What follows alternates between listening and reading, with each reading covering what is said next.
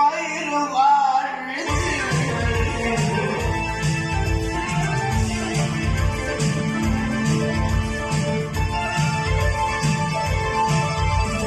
Ay didarımın musluk derdine derledir verir. Ay terliğinin nurunu baktı bahar.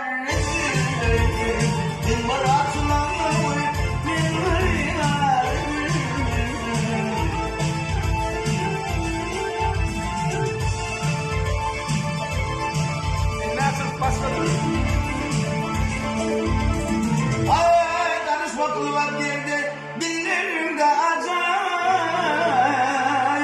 Ayrılıktan dökülen tellerimden acayip.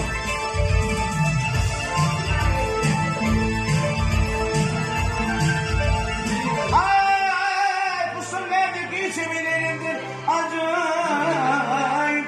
Bak her kimin ayrılmam ballarımdan acayip. Benim nadamı vermem talimin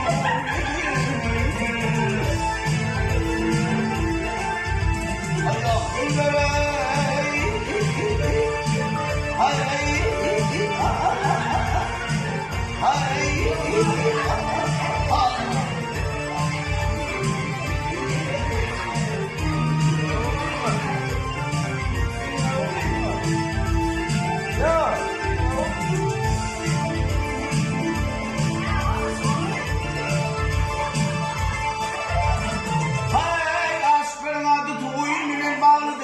Öyküyle ettiler, gelişmiyor bunlar.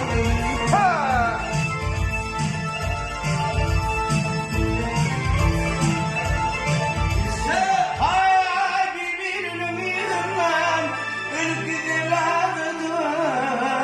Kesilirse kulağlar, birbirinin ağlardır.